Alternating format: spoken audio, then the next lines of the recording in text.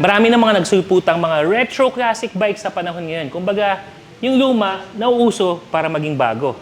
Pero ako, fan pa rin ako nito. Isa sa mga original retro classic bike sa Pilipinas. This is the Bristol Veloce 500. Ito, Scrambler Edition na.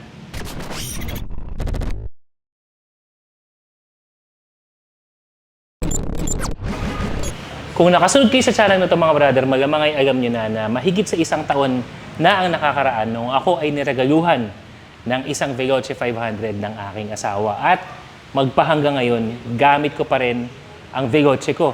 Kumbaga, meron na akong mga na-dispose na ibang bike, pero si Veloce, nasa akin pa rin. But at this stage of 2023, merong bagong edition ang kinamahalan ko na Veloce 500. Ito na nga, yung Scrambler. Pagdating sa bagong forma ng Veloce Scrambler Edition, you would still have the same body type, same retro classic look, same timeless design, pero mas in-update na yung kanyang mga color combinations. For this motorcycle, itong nasa harap natin ngayon, you have that silverish, kung meron mang word na ganun, tank with the red branding, tapos syempre in-update na rin yung kulay ng ating mags na some sort of a gold bronze type na talagang nagpa-pop yung kulay niya. And then you would still have that imposing gas tank. And really overall, sama mo pa yung contour ng seats neto with the lines, with the color. Iba pa rin talaga. And I still have my Veloce. Kung naaalala niyo mga brother, yung binigay sa akin at regalo ng aking asawa. But if you wanna go for the updated looks, maganda yung ginawang slight makeover for the Scrambler Edition para sa ating Veloce 500. For the engine, what we have is a liquid-cooled 4-stroke parallel twin 8-valve engine with 471cc engine displacement.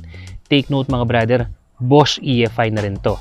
6-speed manual and it can generate a 35 kW at 8,500 RPM and 43 Nm worth of torque at 6,500 RPM. When it comes to the brakes, okay din ang specs pagdating sa preno ng motor na to. Kasi unang-una, we already have dual disc brake in front and take note, Nissin brakes na yan and calipers. So branded na. Imagine, pagdating sa ganyang presyo, you would already have a branded set of brakes and calipers.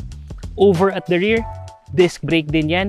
Again mga brother, this is dual ABS channel.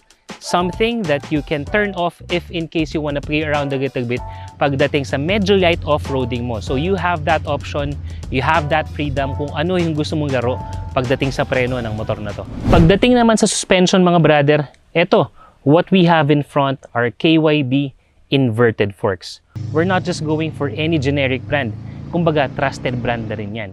Over at the rear, what we have are rear KYB monoshocks. Kaya so far, so good, okay ako sa suspension nito. Pagdating naman sa gulong mga brother, right out of the gate, what you will get are Pirelli MT60 branded tires. So again, stock tires niya, Pirelli na. Over at the rear, what we have is 160 60x17 and then 110 80x18 naman sa harap. Mapapansin din natin meron siyang spoke wheels. So instead of mags, spoke wheels. Yun yung mga parang rayos na nandito sa rims natin. Ang ibig sabihin lang yan or ang advantage of the motorcycle having spoke wheels is that it's a little more flexible, mas built siya na medyo mas magbe-bend ng konti para kahit medyo mag-light off-roading ka, medyo malubak ka ng konti, hindi basta-basta madadamage yung mags mo, yung tires mo, tapos sasamahan mo pa ng branded na gulong. When it comes to the basic functions and features naman ng motor na to, una, for the gas tank, respectable size at 18 liters. So, malayo-layo na rin yung mararating mo dito. We also have brilliant TFT display, LCD display na yan mga brother. For the handlebars, very basic. You just have the engine kill switch, the light switch right here. The start engine, high and low, hazard, and then the passing switch. So, basically, pagdating sa features, kung ano lang yung kailangan mo, nothing fancy, I must say it's practical. Para sa mga curious naman tungkol sa riding position at overall ergonomics ng motor na to, you may use me as a reference. I am 5'10" in height. So, sakay na natin tong motor. Yan. Etong Veloce mga brad, isa to sa mga big bike options if you are a little shorter in height. Kasi may kita mo, yung pa ako, lapat na lapat naman talaga pagdating dun sa sahig. At the standard riding position, pati yung foot position natin, standard. So, hindi siya masyadong aggressive, hindi siya forward control, saktong-sakto. Even yung position ng likod ko, upright riding position, we have wide handlebars for better control. Kasi hindi nyo na rin itatanong, itong motor at ako mismo ginagamit ko to on some of my light trail adventure. So, mahalaga na mas maganda yung control natin sa manibela. Pagdating naman sa asawa mo, sa OBR mo, o sino mang gustong iangkas, okay na rin because you have enough space pagdating dito sa passenger natin nang hindi naman alanganin yung pwesto. For the tank, sakto lang yung lapad niya, just enough for me to grip the tank. So siguro kung ako, pwede ko pang lagyan dito ng tank grip para siguradong mas secure yung position ko pagdating dito kay Veloce. So overall, this is your riding position. Subukan na to. Wala nang namang nagbago pagdating sa ergonomics niya. So pagdating sa long ride, kayang-kaya. Yung iba lang, baka manibago dahil sa ito ay walang windshield or anything like that. Pag ikaw ay bumabaybay ng expressway, talagang salo mo yung hangin papunta sa'yo. So you may have the option na magpalagay ng windshield dito. I've seen some aftermarket options. Pero para sa akin, masisira yung forma eh. So kung hindi naman ako masyadong mag-expressway at mas gusto ko yung mga adventure, mga nature riding, mas okay na yung ganito. Kumbaga, damang-dama ko talaga lahat ng ride ko sa paligid ko. So, very comfortable, upright, tsaka abot mo to.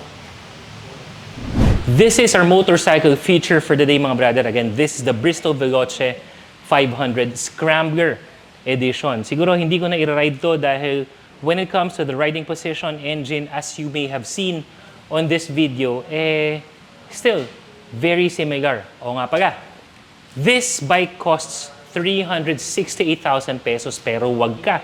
Napakaswerte dahil merong introductory price ang Bristol ngayon at 348,000 pesos. Tipid ka na. Biruin mo, at just over 340,000, you will get a 500cc bike. Branded yung kanyang mga pyesa at higit sa lahat, dependable when it comes to its function. So, ano sa tingin niyo mga brother? Sulit nga ba ang bike na to? Pag-usapan natin at i-comment mo yan sa baba. For more motorcycle videos and updates, be sure na mag-follow kayo sa lahat ng mga social media page natin katulad ng Instagram, TikTok, YouTube, and Facebook. See you next video mga brother!